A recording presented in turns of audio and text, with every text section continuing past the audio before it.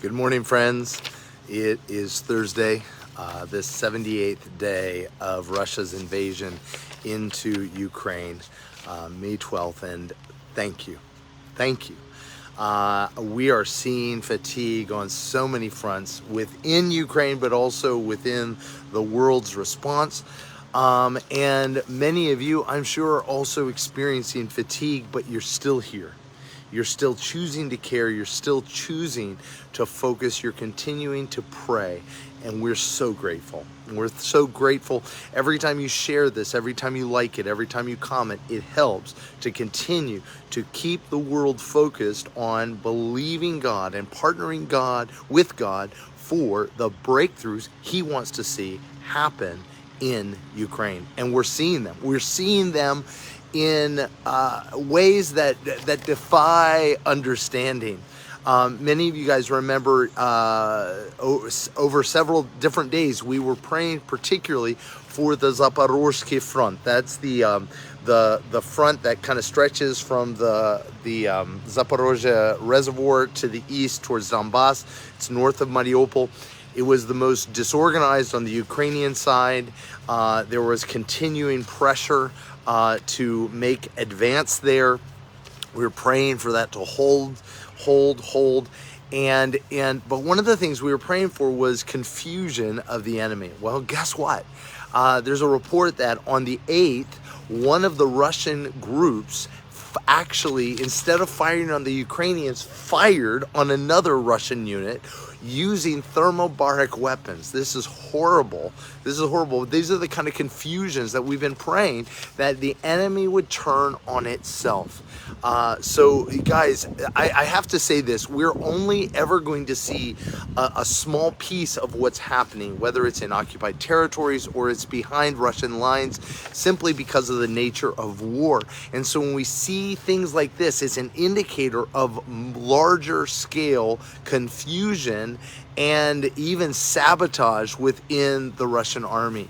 Continue to pray for these kind of things where the Russians are taking out the Russians' positions rather than involving the Ukrainians at all. That's huge. In Izium, we saw a Russian helicopter being shot down. In Lugansk, once again, the Russians built a pontoon bridge across the Severodonetsk river and attempting to encircle the city of Severodonetsk, and it was destroyed. There are reports, that was 22 hours ago, there were reports 7 hours ago that the Russians had made another landing across the river. Pray. This is crucial because they complete that crossing. If they're able to complete that bridge, what happens is they can encircle Severodonetsk and in the process complete an entire encirclement of the rest of Lugansk. And again, I can't just say this. This isn't about land. This is about people. There are people still there trapped. Being under Russian occupation is not a good thing. Just ask those who were under Soviet occupation following World War II. This is not okay. So please be praying.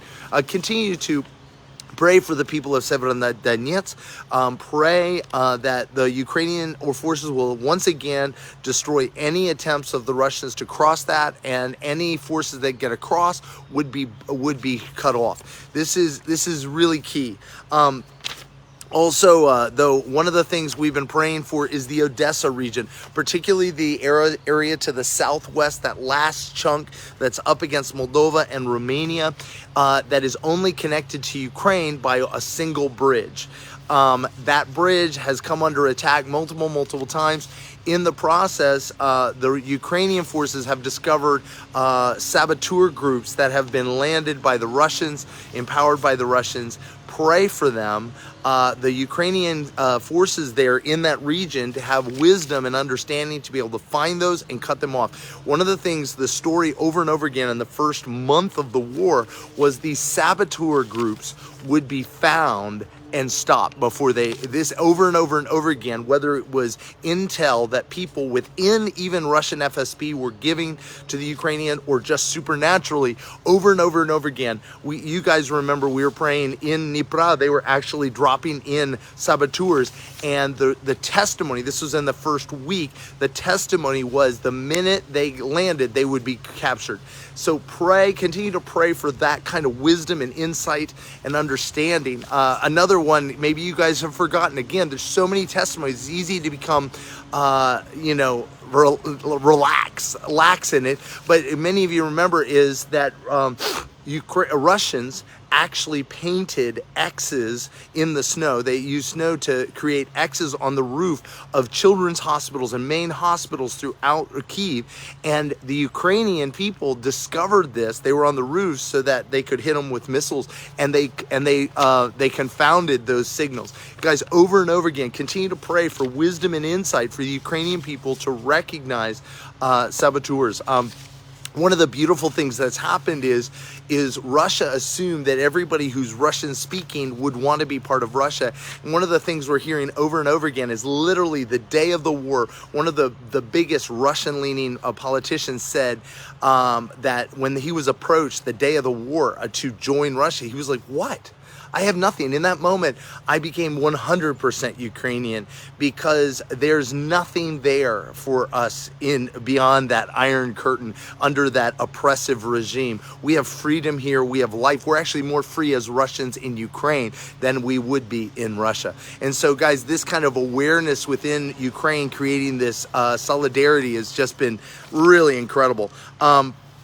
Another great thing is that particularly Boris Johnson in the UK's unflagging support for what's going on, recognizing that nothing less than a complete solidarity is going to stop Russia. And he visited Sweden and Finland on Wednesday and signed mutual defense agreements with them. That is the last thing they needed to be able to declare, and Finland did declare, we're going ahead, we're going to pursue NATO membership. And knowing this, they've avoided this up to this point because Russia kept threatening. Now they're realizing the worst thing about Russia's threats is they might follow through. Therefore, all the more reason we need to be able to be protected. You got to understand, Finland has been invaded multiple times throughout the last couple hundred years by Russia. They recognize this is a real threat. And so one of the great things is, as soon as they said that, all across Europe, everyone, including Zelensky, rose up and said, welcome aboard. This is a great idea. Do it. And so this solidarity is so essential. It only increases as the days go by, not lessening. And that's huge. One of the things we've been praying for is that the world would not lessen their focus or their awareness of the atrocities in Ukraine, but rather it would rise up. It would continue to rise. And that's exactly what's happened. Guys, we've been praying for the UN Human Rights Council was meeting, and they at that meeting, is the first one without Russia. Czech took their place on the council, but the reality is what they were able to do, because Russia wasn't there to veto it, they were able to, one thing is they were able to recognize, verified, over 1,000 civilians killed as war crimes. So that's the first thing. Then the other thing is they were able to talk very clear. They're in the middle of voting on a draft resolution calling for an investigation of these abuses by Russian troops in the Kyiv area amounting to war crimes. Why is that important? Again, you can say, well, we have so much evidence. This is a legal process which calls Russia to account, which then allows things to move forward to actual criminal cases against those involved. And in fact, they're actually processing the first 10 criminal cases against Russian soldiers for war crimes in Ukraine. So this is, continue to pray. 50 countries signed off initially on this draft resolution. So this is huge. Continue to pray that this groundswell of humanity, right? There's just a fundamental recognition of horror that this is not okay, right? And that this would put major pressure, particularly on those who've held out: Mexico, Brazil, the UAE, Iran, India, and China, to recognize they cannot stand with Russia in this. All right.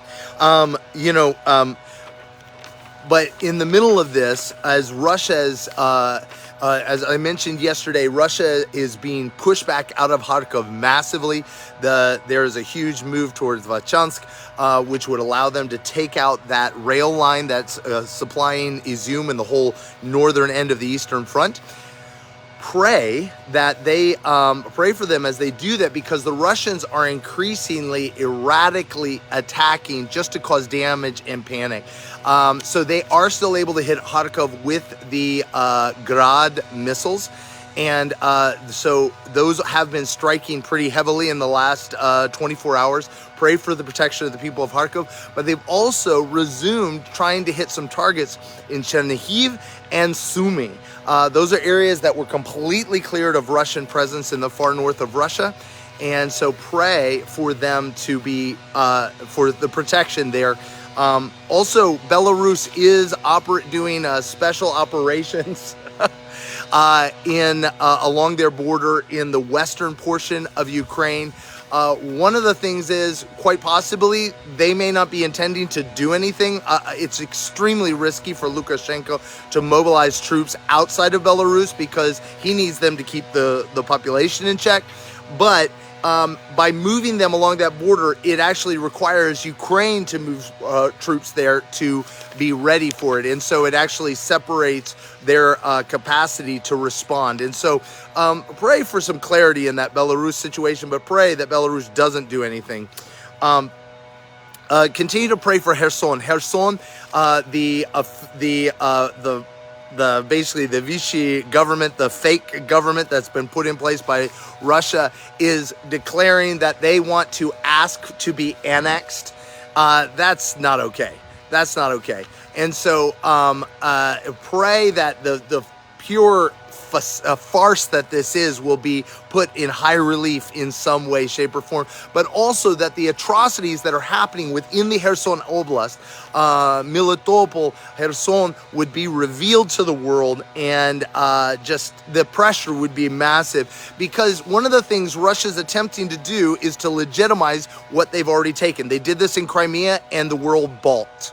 Right? Because then they can say you're violating Russian territory. But also, once Kherson becomes part of Russian territory, any invasion into Kherson becomes an invasion into Russia, giving Putin leverage to make this a war, right? And allow him to mobilize troops and win some propaganda victories with the Russian people. So pray that that all falls apart.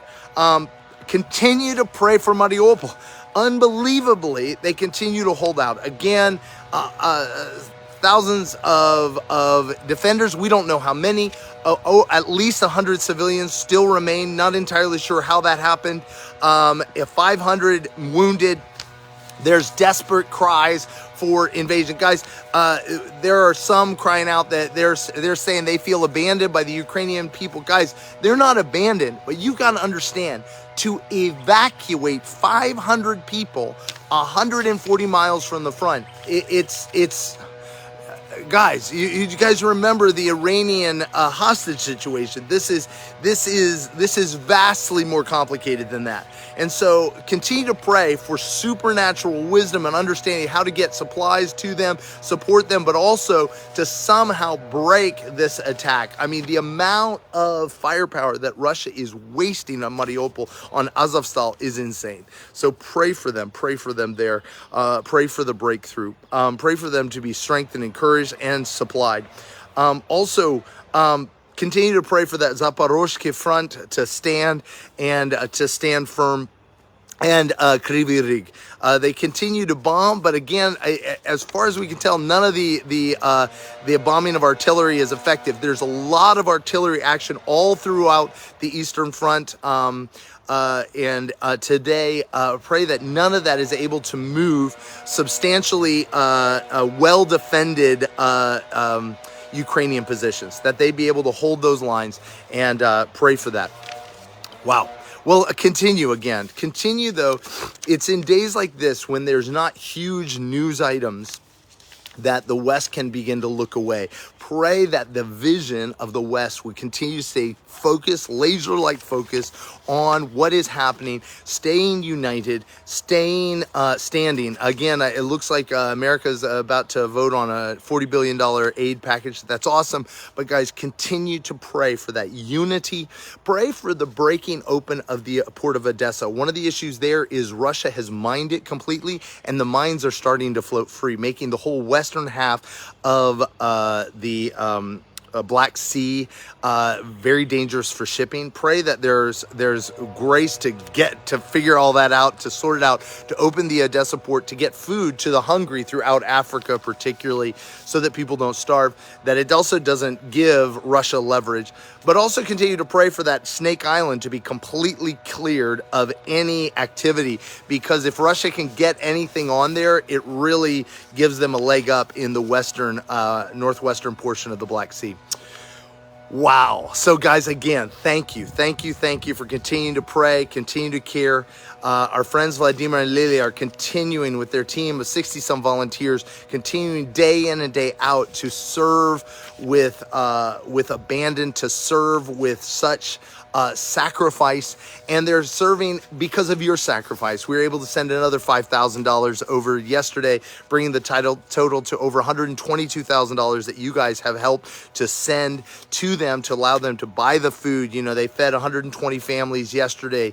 You know, they're continuing to get, you know, they're able to find gas, they're able to get it thanks to you all, they're able to get to where people are suffering, they're able to get food out to the villages, they're able to get into areas like Kharkov and Kramatorsk and areas and get refugees out. They're continuing able to do all this because of you, but please pray for them. Guys, the fatigue has got to be mind-blowing. And you guys know when fatigue hits, emotions are come unglued. Pray for their emotional health, their mental health, but they're also starting to do a ministry towards the mental health of so many of the trauma victims. Pray for them for supernatural wisdom and insight of how to help people in such a insane time. They're seeing a lot of people cracking under pressure. They get out and they hold it together for about 10 days and then they just lose it based on the atrocities they've seen. Pray for a supernatural wisdom of an insight of how to help these people and bring them deliverance from the horrors they've experienced. Pray for them, guys. Really, please keep them in your hearts. But as I always say, guys, you matter. But before I say that, I want to say this. I say this often, but I'll say it again. I haven't said it in a while.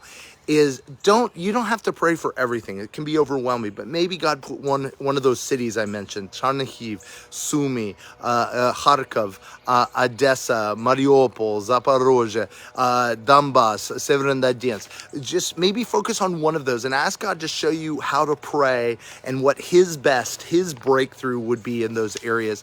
And as you get something, go ahead and type it in. And if you see somebody else praying the same thing, lean in and just jump on board and say, yeah, I see that. I hear that. I'm hearing the same thing. Let's pray together for that city or that area, or for Vladimir and Lilia or whatever, because we come together. And guys, as we pray specific prayers, then we can look for specific results. Like we were talking about, we prayed for the enemy to be confounded in Zaporozhye, and when it happens, whoa, faith arises, right? Courage. That's the answer to fatigue, is answered prayer, right? Hope deferred makes the heart grow sick, but hope realized is a tree of life. And so when we do that, hope arises and we can pray effectively.